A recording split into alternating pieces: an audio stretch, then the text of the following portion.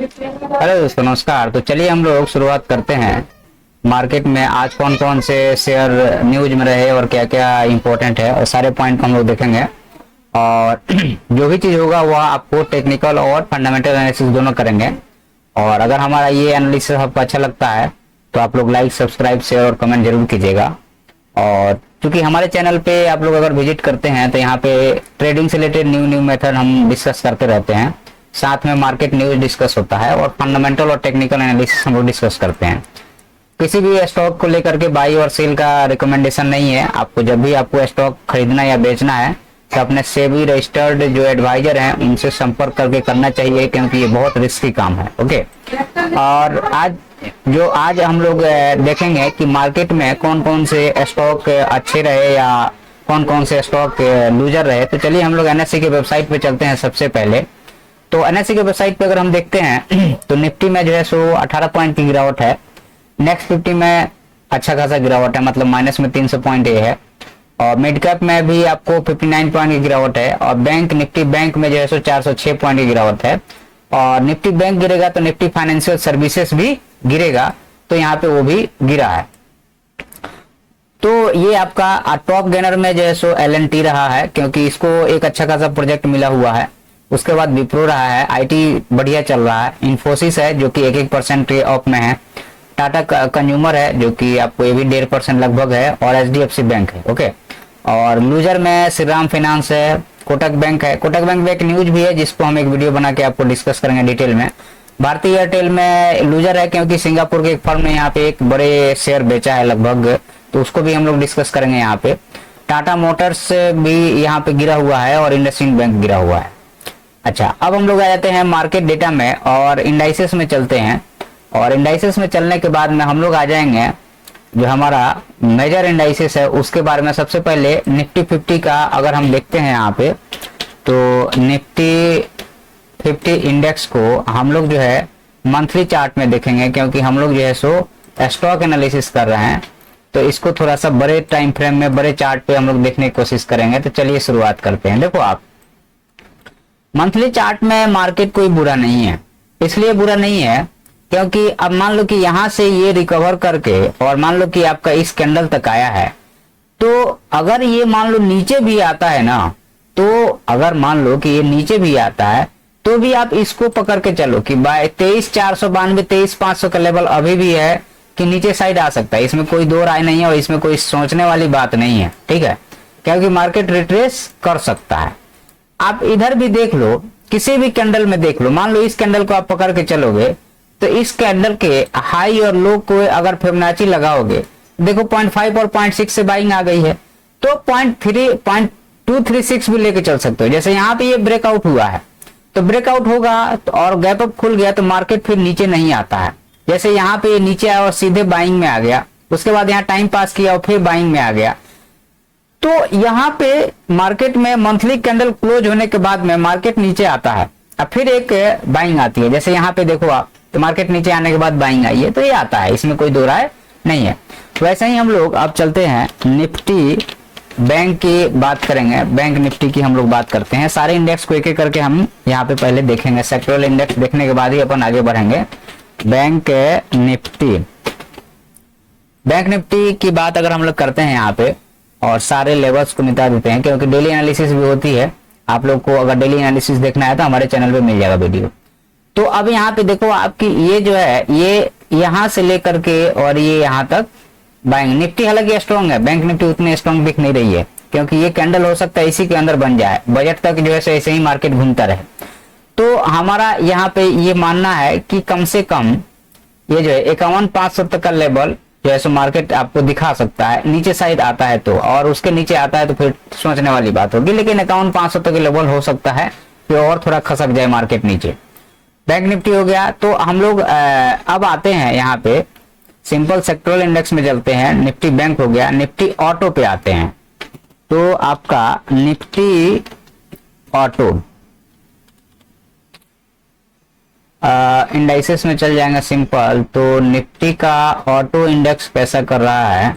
हाँ, Nifty auto में अगर आप देखोगे तो यहाँ पे आपको क्या दिख रहा है कि मार्केट यहाँ से ये यहाँ तक गया है और 0.236 पे ये रुका हुआ है, तो 0.236 से नीचे अगर एक खसका तो 0.382 तक का लेवल है, जो कि आपको 0.33% का इसमें रिट्रेसमेंट हो सकता है। जैसे यहाँ किसी भी कैंडल को पकड़ के चलो, जैसे मान लो कि ये कैंडल क्लोज हुआ, ठीक है, ये कैंडल जब क्लोज हुआ यहाँ से नीचे से ऊपर फिबोनाची लगाओगे तो देखो आपको 0.236 तक का आपको यहाँ पर रिट्रेसमेंट आया है। तो उतना आता ही है, उसमें कोई वो नई बात नहीं है, उतना रिट्रेसमेंट रहता है। मार्केट एक रन दौड़ लगाना है तो पहले मार्केट थोड़ा पीछे घसकेगा फिर आगे बढ़ना, जैसे यहाँ 0.382 तक आ गया है तो आता ही रहता है, ठीक है। तो इसमें कोई दो राय नहीं है, अभी मार्केट थोड़ा सा नीचे आएगा फिर चलना शुरू करेगा।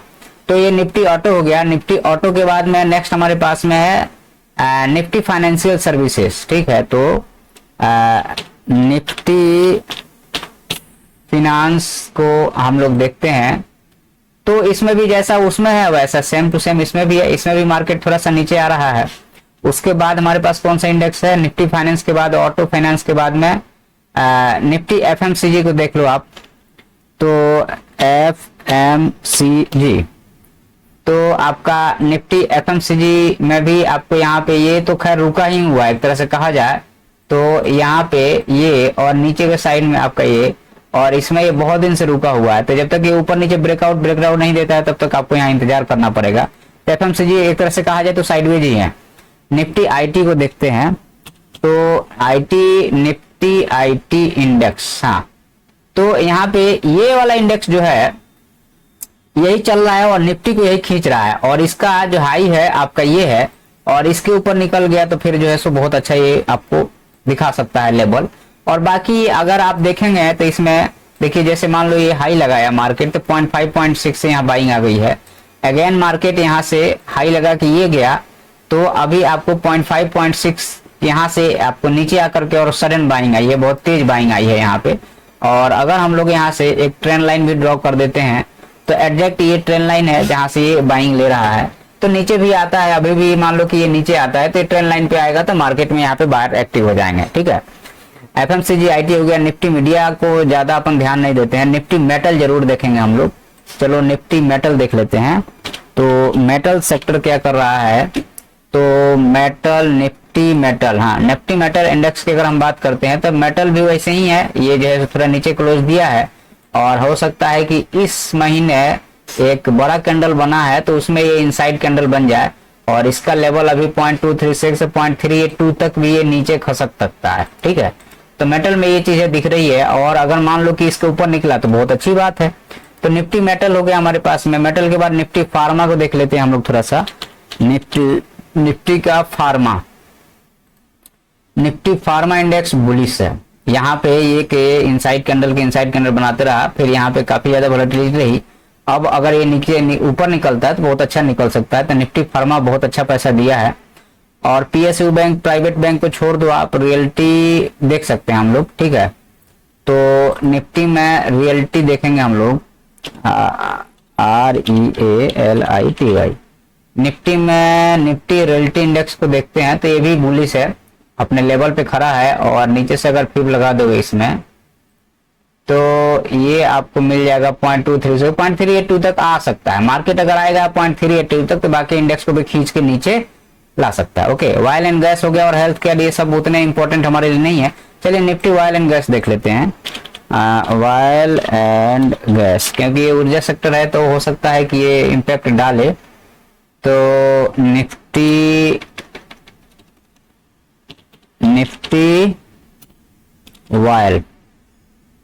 Nifty oil and gas index को देखते हैं तो ये भी वैसे ही है, सब में आपको सेम चीज दिखेगा। लेकिन ये यहाँ पे नवंबर में बहुत अच्छा बुलिश रहा, और कितना पॉइंट दिया इसने, मतलब कमाल ही कर दिया, 45 पॉइंट भागा है भाई। ओके, चलिए हम लोग शुरुआत करते हैं। अब हमने इंडेक्स, सेक्टरल इंडेक्स देख लिया, अब हम लोग आते हैं अपने रियल न्यूज पे।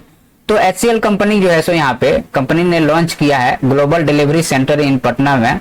अब फोकस इनका है कि हमको इंजीनियरिंग सर्विसेज को आईटी में प्रोवाइड करना है। HCL टेक तो आईटी में ही काम करता है, तो HCL टेक का हम लोग, चूंकि ये न्यूज हो गया तो इसका फंडामेंटल और टेक्निकल एनालिसिस दोनों हम लोग यहाँ करेंगे। तो सबसे पहले इसका टेक्निकल एनालिसिस करते हैं HCL टेक का। HCL टेक यहाँ पे आ जाते हैं हम लोग। तो HCL टेक का हम लोग यहाँ पे ये थोड़ा वीडियो थोड़ा लंबा होगा, ठीक है। तो अब यहाँ पे देखो आप क्या देख रहे हो कि मार्केट, मान लो कि ये हमारा बेस है, इस बेस से हम यहाँ तक का अगर हम फिर लगाते हैं तो 0.5 0.6 से बाइंग आ गई है मार्केट में। अब 0.5 0.6 से बाइंग आई है और यहाँ पे अगर हमने आईटी इंडेक्स में देखा था कि ये एक ट्रेंड लाइन है, तो अब इसका टारगेट HCL टेक का जो टारगेट रहेगा, टेक्निकली अपन भगवान नहीं है, अपन जो दिख रहा है वो बोल रहे हैं बस, अपने के कोई बाई सेल का यहाँ एडवाइस नहीं है। तो इसका टारगेट जो है HCL टेक का सामने 1700 का दिख रहा है, मतलब 480 500 मतलब 200 पॉइंट का यहाँ पे टारगेट HCL टेक में है अभी, ठीक है। अब इसको HCL टेक को हम लोग आते हैं और टेक्निकल एनालिसिस तो कर लिए, फंडामेंटल एनालिसिस कर लेते हैं हम लोग।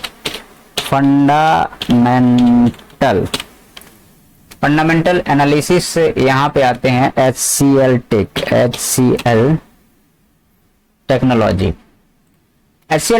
में यहाँ पे आप फंडामेंटल में अगर आते हैं तो PE 25 का है, ठीक है। मार्केट कैप इतना है, बुक वैल्यू इतना है, फेस वैल्यू 2 का है, और ROCE और ROE, ठीक है। उसके बाद हम लोग आते हैं यहाँ पे प्रमोटर की होल्डिंग हमें देखना है। प्रमोटर की होल्डिंग यहाँ पे 60.81 है जो कि कंसिस्टेंसी है। DII यहाँ पे बढ़ाया अपना स्टेक को, और FII 19% से 18% FII ने अपना स्टेक को बेचा है। तो हम लोग इसको अगर ईयरली टाइम फ्रेम में देखेंगे, अभी ईयरली भी देख लेंगे इसको। और पब्लिक के इन्वेस्टर ये हो गया, अदर्स कुछ ही है, ठीक है। उसके बाद में हम लोग यहाँ पे ये पार्ट में इसमें है, ये सारे इंडेक्स में है, उसके बारे में बात हो रहा है यहाँ पे। तो हम फाइनेंशियल हो गया, फाइनेंशियल की अगर हम बात करते हैं तो आपका यहाँ पे सेल्स हो गया, हमें नेट प्रॉफिट, ठीक है, year on year net profit थोड़ा घटा है।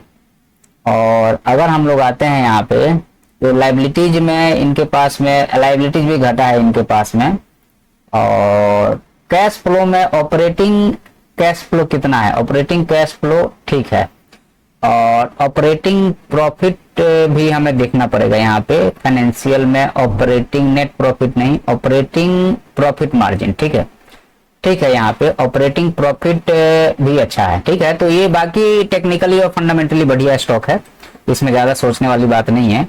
तो HCL टेक का हम लोगों ने कर लिया, और इसका लेवल भी अपन ने टेक्निकली दे दिए हैं, क्योंकि फंडामेंटली वीक होता है तो टेक्निकली एक टेक्निकल काम नहीं करेगा, और फंडामेंटल अच्छा है तो टेक्निकल काम करेगा।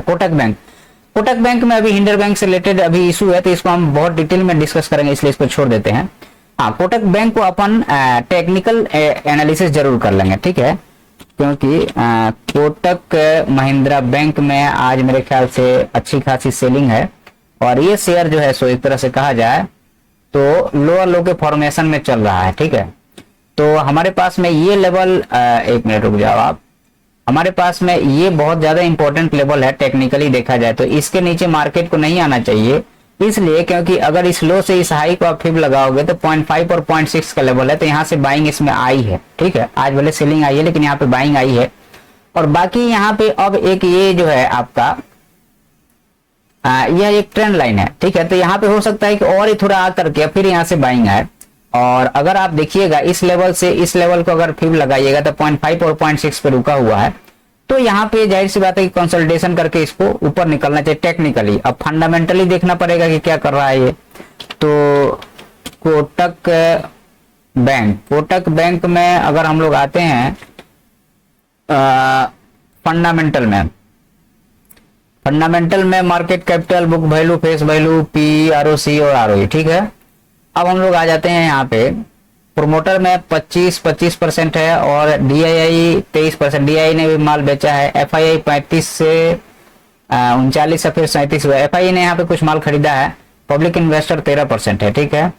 और उसके बाद ये इंडेक्स हो गया। हम आ जाते हैं इसके फाइनेंशियल में, और ऑपरेटिंग प्रॉफिट मार्जिन कितना, ऑपरेटिंग प्रॉफिट जो है इसका 15,000 16,000 ऑपरेटिंग प्रॉफिट ठीक है, ठीक है, मतलब घटा नहीं है। और हमें चाहिए उसके बाद में ऑपरेटिंग कैश फ्लो कितना है, तो माइनस में रहा है। बाकी यहाँ पे हाँ देखो ये 18-19 में ये थोड़ा सा नेगेटिव है, 19 20 22 23, तो यहाँ पे 22 23 में भी यहाँ पे ये नेगेटिव है, तो यहाँ ये थोड़ा सा गड़बड़ काम है, इसलिए जो है सो थोड़ा ये डाउन जा रहा है, ठीक है। तो ये क्लियर हो गया। अब हम लोग आगे बढ़ते हैं। इसका कोटक बैंक का जो है सो चूंकि टेक्निकल में ठीक है, बट फंडामेंटल में थोड़ा प्रॉब्लम है, क्योंकि ऑपरेटिंग प्रॉफिट उनका घट रहा है। हिंदुस्तान जिंक में जो है सो एम है इनका कि प्रोडक्शन करना है इनको 24-25 में इनका 1100 ये प्रोडक्शन इतना करना है उनको, ठीक है। और तो इसका टेक्निकल और फंडामेंटल एनालिसिस हम लोग कर लेते हैं हिंदुस्तान जिंक का। हिंदुस्तान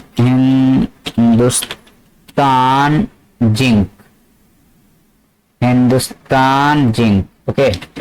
यहाँ पे एक हिंदुस्तान जिंक का पहले टेक्निक फंडामेंटल कर लेते हैं। चलो P36 का है जो कि थोड़ा ज्यादा है, डिविडेंड यील्ड नहीं है इसमें।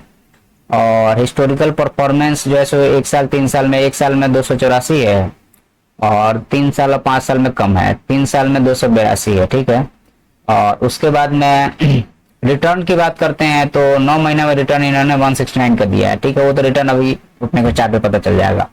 प्रोमोटर 64.92 है और DII जो है सो 2.95 है और FII बहुत कम है इसमें और पब्लिक इन्वेस्टर भी कम है और गवर्नमेंट का स्टेक इसमें 25% है, ठीक है। और उससे ज्यादा जरूरी है हमारे लिए यहाँ पे, एक मिनट, चलिए नेक्स्ट स्टॉक देखते हैं। तो हाल के बारे में न्यूज है कि हिंदुस्तान एरोनॉटिक लिमिटेड के बारे में कि डिफेंस मिनिस्टर लिस्ट दिए हैं 346 आइटम को फॉर डोमेस्टिक प्रोडक्शन के लिए। तो देखिए क्या है कि जितने भी हाल हो गया चाहे बाकी सरकारी कंपनियां हो गई, तो हम लोगों का आजकल नियम ये चल रहा है भारत सरकार का कि हमें जो भी प्रोक्योरमेंट करना है डिफेंस रिलेटेड वो अपने ही देश की कंपनियां हो। तो इसलिए जैसे इसको और 346 आइटम का लिस्ट मिला है। तो चलिए हम लोग सबसे पहले इसका टेक्निकल एनालिसिस करते हैं हिंदुस्तान एरोनॉटिक लिमिटेड हाल का, HAL हाल, हिंदुस्तान एरोनॉटिक लिमिटेड। चलिए ठीक है, तो देखो ये मंथली चार्ट में तो बहुत ज्यादा बुलिश है, तो इसको थोड़ा सा वीकली चार्ट में देखना पड़ेगा आपको अगर लेवल निकालना है तो वीकली चार्ट में भी अगर आप देखोगे तो ये जो है 0.382 से रिजेक्शन लिया है, तो ये थोड़ा सा टाइम यहाँ पास करके और ऊपर साइड में निकलता है तो ये अगेन एक नया हाई लगा सकता है। अच्छा, तो अब ऊपर हाई कितना बड़ा हो सकता है अगर हम उस पॉइंट पे बात करें तो कम से कम ये 1:1 का आपको दे दिया है, तो इसका जो नेक्स्ट लेवल रहेगा 6410 रुपए का रहेगा। लेकिन वो तब होगा जब इसके ऊपर ही टिकना शुरू करेगा, एक बार जा करके फिर नीचे आके फिर जाए, बहुत सारे नाटक होते रहते हैं इसमें, तो होगा उसके बाद ही हो पाएगा, ठीक है। तो हम लोग इसके अलावा टेक्निकल एनालिसिस टेक्निकल फंडामेंटल कर लेते हैं HAL, Hindustan aeronautic limited HAL. Sorry बाई का रिकमेंडेशन नहीं है भाई यहाँ पे, ये वाला पैनल को बंद करना पड़ेगा अपने को। चलो हटाओ इसको। फंडामेंटल एनालिसिस पे आते हैं तो मार्केट कैपिटल जो है 3,60,000 करोड़ का है, PE 47 का है जो कि थोड़ा ज्यादा है, डिविडेंड यील्ड भी है, ROC और ROE है इसका, ठीक है। और उसके अलावा प्रोमोटर की बात करते हैं तो 71% है, डोमेस्टिक जो है सो 9 है और FII 12 है जो कि घटा के 9 किया है थोड़ा सा। FII ने यहाँ कुछ अपना पोजीशन बुक किया है और DII ने अपना पोजीशन यहाँ बढ़ाया है। सॉरी ये 24 का है ना ये चार्ट, तो हमें ऐसा देखना पड़ेगा। तो इस हिसाब से ये हो गया हमारा, और DII ने भी यहाँ कुछ माल खाली किया है, FII ने अपना पोजीशन बढ़ाया है। पब्लिक इन्वेस्टर 6 पर, जो भी बढ़िया कंपनी रहती है वहां देखना पब्लिक इन्वेस्टर कम ही रहेगा। और फाइनेंशियल के बारे में बात किया जाए तो ऑपरेटिंग प्रॉफिट इसका बढ़ा ही है, लगातार ये बढ़ रहा है। और ऑपरेटिंग प्रॉफिट के अलावा इनके पास में लायबिलिटी की बात करें तो लायबिलिटी जो है सो बढ़ा है, लायबिलिटी 43,000 करोड़ रुपए का है इनके पास में, ठीक है। इनके पास में रिजर्व और सरप्लस भी 23,000 करोड़ का है। और उसके अलावा अगर हम ऑपरेटिंग प्रॉफिट की बात किया जाए तो नेगेटिव से ये कंपनी 88 से 9,000 करोड़ की प्रॉफिट में है, ठीक है। इसलिए जैसे इसका इतना अच्छा टेक्निकल अच्छा यहाँ दिख रहा है, अच्छा काम किया है। और यहाँ पे अगर हम वीकली चार्ट पे आते हैं तो हमारे पास में ऑलमोस्ट यही ट्रेंड लाइन है, ओके। चलिए आगे बढ़ते हैं। उसके अलावा हाल के बाद में हमारे पास में अतुल ऑटो के बारे में जो न्यूज है, ब्लॉक डील हुआ है, तो ब्लॉक डील हुआ है तो हम लोग फंडामेंटल और टेक्निकल एनालिसिस इसका कर लेते हैं। अतुल ऑटो तो हमारा हो गया अतुल ऑटो, अतुल लिमिटेड, ठीक है। मंथली चार्ट में किधर चल रहा है ये? मंथली चार्ट में तो ये स्टॉक गिर रहा है और ये लोअर लो की फॉर्मेशन कर रहा है भाई, तो अगर आप इसको भी पकड़ के चलते हो तो ये 0.5 और 0.6 के लेवल से यहाँ से ये रिजेक्शन ले रहा है, यही इसका बाइंग का लेवल है। एग्जैक्ट अतुल ऑटो का बाइंग का लेवल यही है, ठीक है। और ऊपर के टारगेट्स जो हैं, पहला टारगेट आपको ये रखना पड़ेगा और उसके बाद में नेक्स्ट टारगेट आपका ये सपोर्ट है तो ये टारगेट रह जाएगा और फिर आपका ये रहेगा, फाइनल जो है सो आपका ये रहेगा। ओके, तो ये सारे टारगेट्स रहेंगे, लेकिन हमें इसका पहले फंडामेंटल एनालिसिस करना पड़ेगा, कोई गड़बड़ी तो नहीं है इस कंपनी में।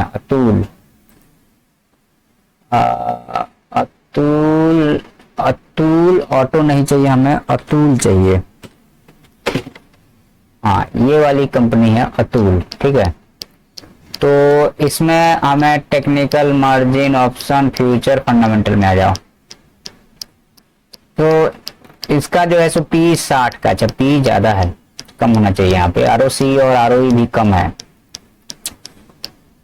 इसमें प्रमोटर ने 4506 से प्रमोटर ने अपना स्टेक बढ़ाया है। डीआईआई ने भी अपना स्टेक लगभग समान ही रखा है। एफआईआई का स्टेक भी लगभग बढ़ाया है एफआईआई का।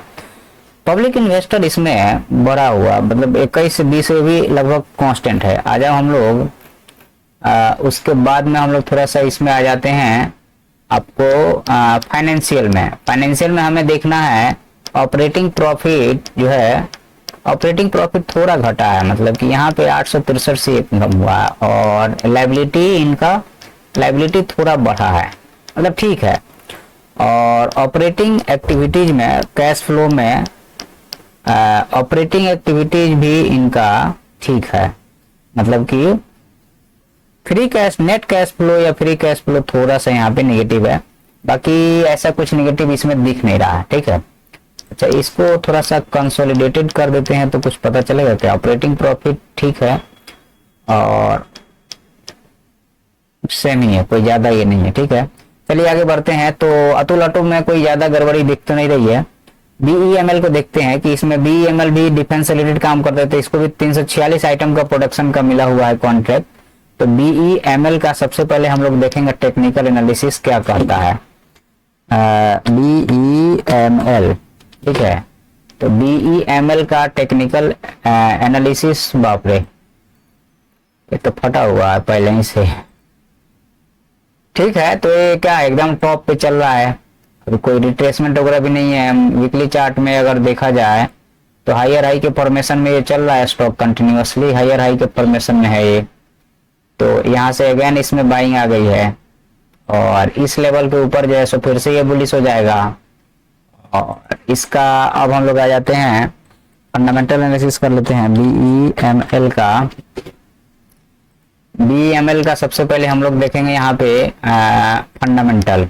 मार्केट 18,000 करोड़ के मार्केट कैपिटल, पी 67 का है, ज्यादा है पी। आरओसी और आरओई ठीक है और बुक वैल्यू 640 का है, फेस वैल्यू 10 हो गया, price to book value PV 7.08 का, ठीक है। आ जाओ आप, प्रमोटर जो है यहाँ पे 54.03 है और डीआईआई इसमें जो है सो घटाया है थोड़ा सा स्टेक और एफआईआई ने जो है सो यहाँ पे स्टेक थोड़ा बढ़ाया है। रिटेल भाई साहब लोग भी बढ़े हैं इसमें। और ये सारे इंडेक्स का वो है, ठीक है। अब आ जाते हैं हम लोग फिनेंशियल में। और फिनेंशियल में इसमें हमें देखना है ऑपरेटिंग प्रॉफिट पहले से बढ़ा हुआ है और साथ में लायबिलिटीज घटा है और ऑपरेटिंग एक्टिविटीज ठीक है, मतलब काफी ज्यादा वेरिएशन है लेकिन फिर भी ठीक है। इस हिसाब से ये बुलिश माना जाएगा अभी भी। बीएमएल के बाद में हमारे पास में max health care institution, block deal इसमें भी हुआ है। तो मैक्स हेल्थ केयर के थोड़ा सा देख लेते हैं हम लोग। मैक्स हेल्थ केयर,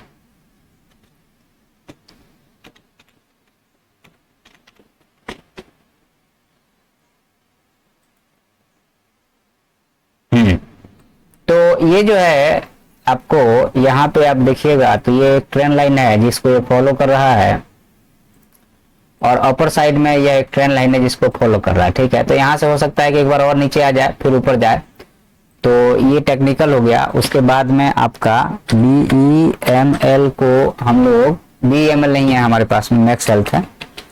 तो मैक्स हेल्थ केयर को देखें अगर हम, तो सबसे पहले हम लोग फंडामेंटल देखते हैं।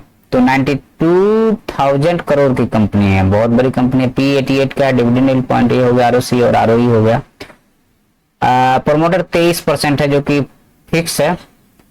DII 14%, DII ने अपना स्टेक बढ़ाया है। FII ने 57% FII है, ओ माय गॉड। और देखो रिटेलर बहुत कम है इसमें, और ये स्टॉक अभी चल रहा है कितने पे, 913 पे चल रहा है। फाइनेंशियल की बात करते हैं हम लोग, तो ऑपरेटिंग प्रॉफिट बढ़ा है, ठीक है।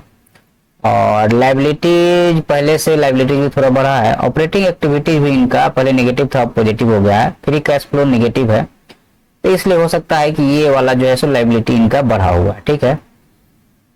बट टेक्निकल और फंडामेंटल के हिसाब से ये ठीक है, हो सकता है कि ये ब्रेकआउट करके और ऊपर जा सकता है आने वाले समय में, ठीक है। तो आज के वीडियो में इतना ही। अगर वीडियो पसंद आए तो सब्सक्राइब जरूर कीजिएगा। धन्यवाद।